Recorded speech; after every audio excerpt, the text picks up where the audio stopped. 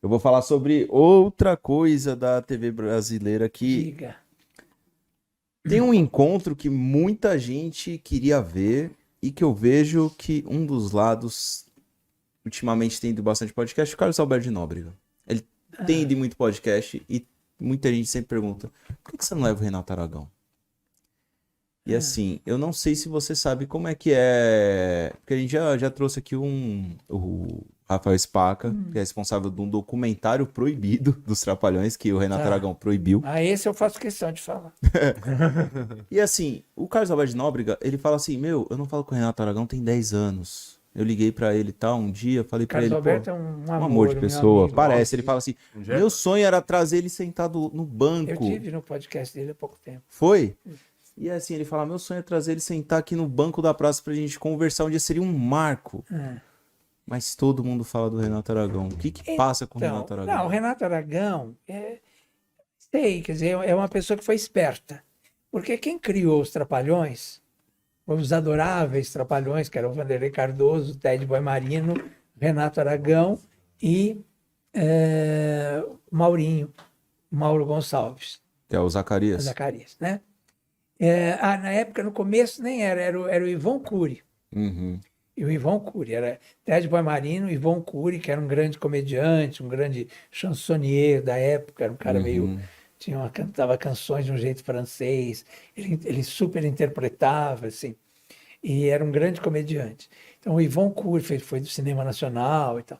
Então, era Ivon Cury, Ted Boimarino, o Vanderlei Cardoso, que era o galã, o bom rapaz da época e tal, O Vanderlei Cardoso é o que era cantor? o cantor da Jovem Guarda, Caramba, que tinha não o sabia. programa...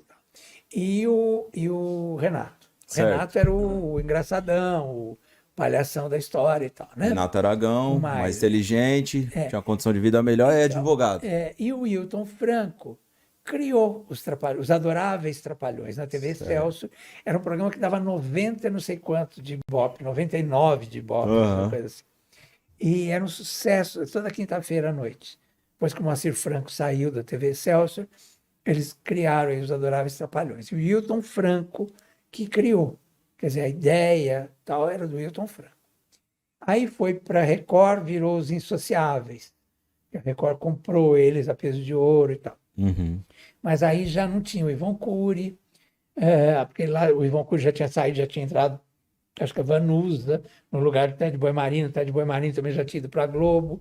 Então a Record levou o Renato e aí entrou o Mussum, fazia os Insociáveis e tal, que era... O som era de um grupo de samba famoso, né? É isso. Que era baseado nos Adoráveis Trapalhões, era praticamente a mesma, né? Certo. E na Record. Aí da Record eles foram para Tupi. E aí voltaram a ser os Trapalhões, mas aí já era o Maurinho, o Mussum e o Dedé. E Dedé tinha trabalhado muito com ele, com o Renato também na Excelsior e tal. E aí se juntaram lá e fizeram. Só que aí o Renato Aragão espertamente foi lá e registrou o nome Os Trapalhões. A produtora dele, a RA, né, Produções, RA, né? e contratou os colegas como empregados. Tanto o Dedé, o Zacarias. E o Tanto é Mussum. que nenhum deles morreu bem, né? E o Dedé até hoje não está bem. O Dedé, segundo o Rafael Spaca, ele só parou de falar mal do Didi e de falar as coisas... Mal assim, né? De falar as coisas que aconteciam. De reclamar, Porque o Didi fez um acordo com ele e paga hoje em dia um plano de saúde pra ele. Exatamente. Só isso. É só isso. Entendeu? Então a pessoa, quer dizer, aí um dia, quando eu criticava muito isso, um dia ele me ligou, estava vindo para São Paulo, o Renato, e pessoalmente, e me ligou quando eu fazia coluna na Folha da Tarde, que era muito lida a coluna, tinha uma força muito grande. Aí ele me ligou falando assim que queria tomar, estava trazendo um uísque 18 anos, não sei o que, para mim. Aí eu falei, só desculpa, mas eu não tomo uísque, também não estou afim de ir almoçar com o senhor. E dei uma cortada, entendeu? Então é uma pessoa que nunca me convenceu. Apesar do talento que ele tem como humorista, como comediante, então é uma pessoa que eu nunca achei legal.